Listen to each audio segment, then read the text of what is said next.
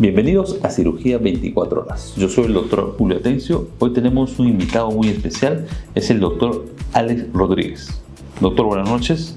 Hoy vamos a hablar un tema muy importante, una de las cirugías más grandes, más complejas de la traumatología, que es la prótesis de cadera. Prótesis de cadera. Vamos a comenzar, doctor. Cuéntenos, doctor, ¿qué es una artroplastia total de cadera? Buenas noches, Julio. Muchas gracias por la invitación. Una prótesis de cadera es un reemplazo de la articulación, básicamente por un desgaste de la articulación que necesita reemplazar para mejorar la movilidad y disminuir el dolor. Y se tiene diferentes tipos de prótesis, ¿no? ¿Cuáles son las indicaciones para poder cambiar esa articulación, para poner una prótesis? La indicación precisa es una artrosis de cadera, ¿no? Una artrosis es el desgaste de la articulación. ¿Esto es por la edad, por el tiempo, o hay factores que hacen que esto pueda aumentar más rápido? Hay diferentes causas, ¿no? Dentro de las primarias son las causas traumáticas, antecedentes de golpes, de traumas, también antecedentes de artritis reumatoide o también de causa idiopática, ¿no? Ya.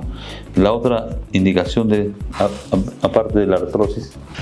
Básicamente, como digo, problemas inmunológicos como artritis reumatoide ocasionan también artrosis, ¿no? Básicamente el reemplazo articular se hace en artrosis y las causas de artrosis son múltiples, ¿no?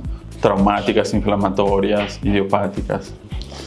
Enfermedades infantiles también. Causas congénitas, sí, también displasias de cadera. Básicamente esa sí es una cirugía más compleja, ¿no? Pero las displasias de cadera conllevan una artrosis que también necesitan prótesis, ¿no? O sea, las displasias de cadera en la parte infantil, ¿a qué edad están poniendo la prótesis normalmente? Cuando son niños hay otro tipo de cirugías para mejorar el pronóstico de esas caderas, pero cuando ya la cadera desarrolla artrosis, ya es necesario un recambio articular, ¿no? Eso se puede dar a diferentes edades, según el grado de displasia que tengan, ¿no? Osteonecrosis, doctor. Osteonecrosis, igual, ¿no? La osteonecrosis ocasiona artrosis en la cadera. La osteonecrosis básicamente sucede por una obstrucción de los vasos sanguíneos que irrigan la cabeza del fémur, y al haber esta obstrucción ocurre una necrosis, una muerte de la cabeza.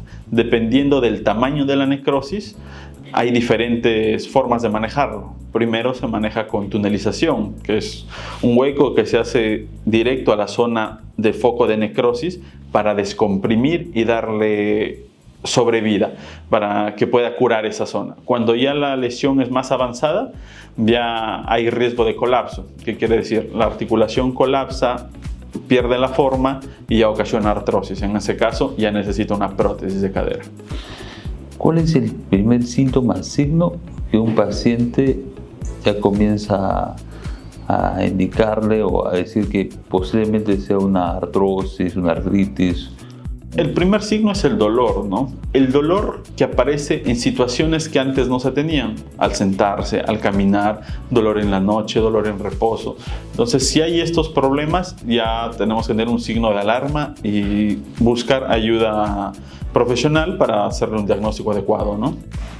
La artroplastia es con anestesia. ¿Qué tipo de anestesia se utiliza? Normalmente se usa anestesia raquídea, ¿no? Es lo mejor para el paciente, intentamos no ser más invasivos, pero ya el anestesiólogo conversa con el paciente, le explica los detalles, le explica los menores riesgos, pero si es necesario le pueden colocar una anestesia general, ¿no? Según los casos particulares que se presenten. ¿Y cuánto tiempo demora la cirugía? Aproximadamente 2 horas, puede ser menos según la complejidad del caso, ¿no? Y bueno, hacemos todos los preparatorios. ¿Qué contraindicaría una cirugía de artroplastia? Patologías, perfil hepático alterado, deficiencia renal. Para hacer una cirugía de artroplastia de cadera por artrosis, según las patologías previas, lo evalúan las especialidades correspondientes y le dan el riesgo, ¿no? Y en base a los riesgos que ven, se le explica al paciente, ¿no? Básicamente los riesgos son el riesgo de complicaciones o riesgo de mortalidad, ¿no? Mientras más elevado hay mayor riesgo. Pero al hacer las evaluaciones necesarias por los especialistas, dan las pautas necesarias para que los riesgos sean mínimos. Así es.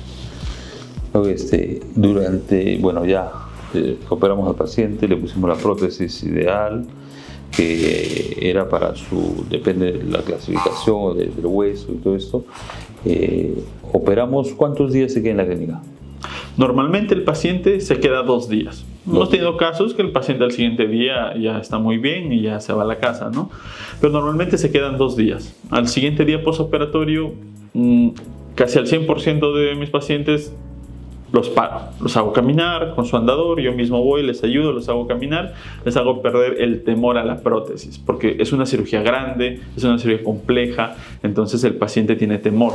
Hay que explicarle y hay que apoyarlo para que la recuperación sea lo mejor posible. Entonces, de ahí 2 días, ¿anticoagulas? Sí, se usa anticoagulación profiláctica, normalmente 30 días. 30 días. Sí.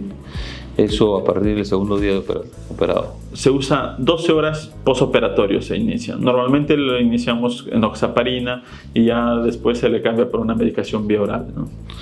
Por un mes. Un mes. Un mes de anticoagulación.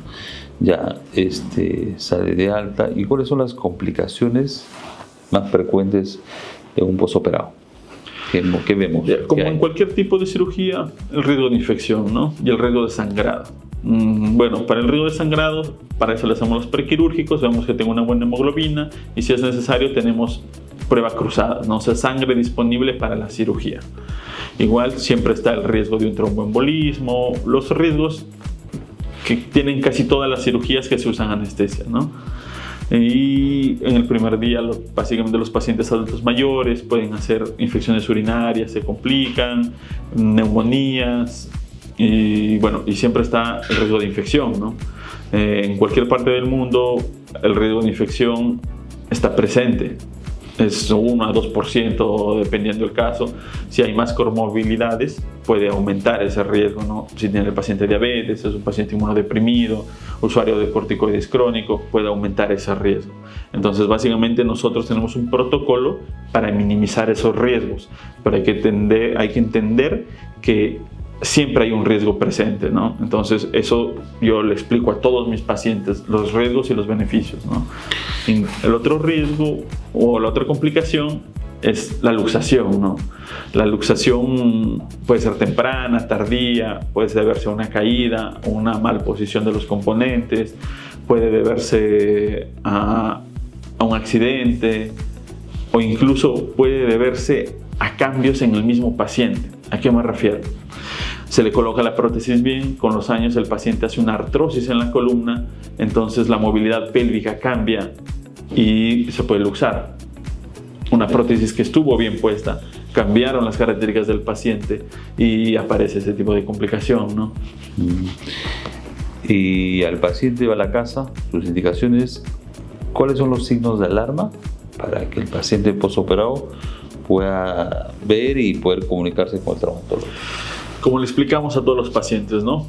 Signos de alarma: dolor intenso, sangrado, si hay aumento de volumen en la pierna. Igual, a pesar que usamos la medicación antitrombótica, la profilaxis, siempre está presente el riesgo de trombosis también. Entonces les explicamos a los pacientes, ¿no?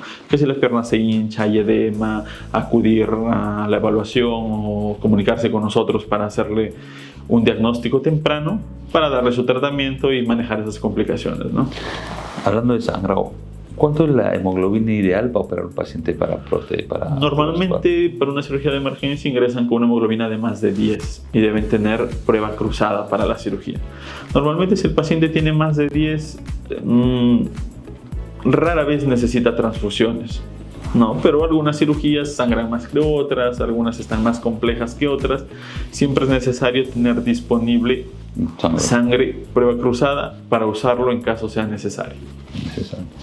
Ya, entonces las complicaciones, como son las frecuentes de una cirugía, ¿y cuáles son las complicaciones posteriores que puede tener el paciente? Básicamente el aflojamiento de la prótesis, ¿no? La prótesis se tiene que incorporar. En el caso de la no cementada, no se tiene que incorporar, o sea, tiene que crecer el hueso bien para fijar bien la prótesis. A veces no se fija bien, no hay ese crecimiento por diferentes factores y la prótesis se afloja y hay dolor. Entonces, en esos casos, a veces es necesario revisar la prótesis, ¿no? Hoy hemos hablado de prótesis primarias, básicamente, ¿no? Después hay cirugías para revisar prótesis. Claro. O sea, si hay complicaciones, también hay forma de solucionar esas complicaciones, ¿no? Y hay diferentes tipos de prótesis más complejas que ya se usan para esos casos.